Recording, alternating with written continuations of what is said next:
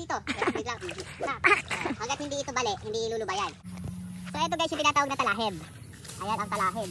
Yan naman pinapamugaran niya ng mga sawa. Kaya takbo. Maraming sawa dyan. For the go. Huwag ka magulo. Ulit. Hi guys! Welcome back to my YouTube channel. For today's video naman guys, nandito ngayon tayo sa sapa or river kung tinatawag.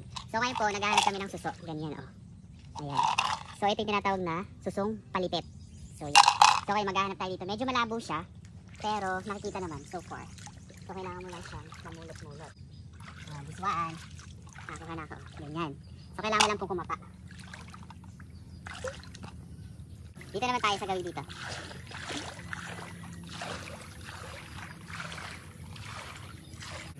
Parang doon madami no? Kaya lang malalim. Nakakakot. Tapos ito guys, ito mo yan. Yan yung, ano yan tinatawag? Native pig. Ayan. Ganito siya oh.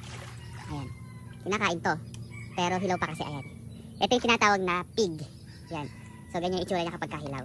So ito yung mga favorite ng mga Saudi people. Yan, ganyan ang style na oh. Yan. Tignan nyo napakadami oh. Ang daming bunga sa taas. So diba? Yan, malinaw na. Talangka. Oh. Talangkang bato yan guys. Bugs. Diba?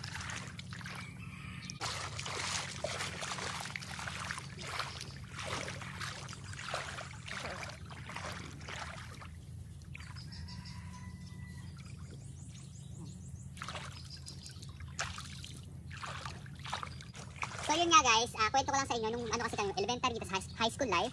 So ito po talaga yung paliguan namin. Medyo ano pa dati dito, malinis. Tapos yung area na to, itong area na to, pakita mo dyan.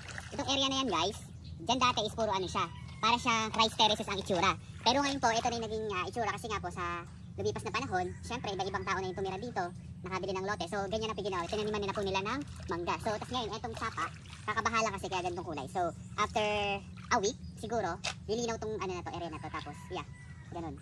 So dito dati kami naliligo. Tapos, kada tanghali, syempre yung mga tatay namin na hahanapin kami. Sigurado meron ng dalang siit. Alam niyo ba yung sinasawag na siit? Ganito siya. Ayan. Ang tawag na siit, yung ganyan. Ayan. Yung sanga ng kawayan. Tapos iyakataw siya. Ganyan kami ng kabataan. So nakita kami nung nani tatay. Punta ko dito. Wait lang. Hanggat hindi ito bali, hindi lulubayan. Ganun yung aming ano po, childhood. Kaya hindi nyo kayo maanin sa mga childhood. Wala kayong ganito. Diba? Pag hinato ka na to, sigurado latay. Gano'ng kalakas yan, diba? Let's go here. So dito tayo dati nag-swim na ganyan. So hi guys, ngayon nandito po tayo sa mga gabi. So I'm gonna show you this one. Ayan o. So next time kukuha po tayo ng mga ganyan. Yan. Ito yung gabi o. Yan, ganyan. So ito, natural lang po tumutubo dito. Yan. Kasi nga, di ba yung gabi, mahilig sila sa mga matubig na lugar. So kaya ito, free lang yan. I mean, ano lang siya, kusa lang tumubo dyan. Kasi nga po, syempre puro tubig dito. Kaya lang, nakakalungkot dito pagka bumaha. Kasi nga po, pag bumaha, buo na to, nagkakaroon siya ng tubig. So kapag bumaha to, mawawash out na to lahat. So kailangan, hanggat meron pa, hanggat di pa bumabaha, mag-harvest na tayo for the go. For the go, go! At ang hirap. Makanta pa yan. Magpapanggap pa ba ako?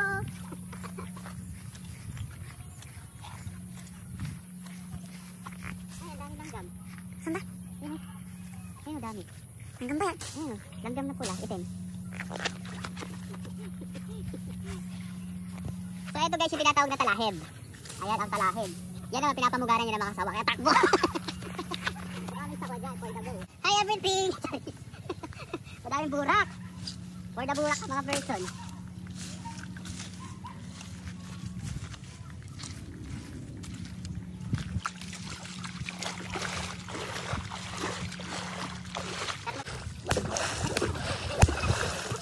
Ang payat dito.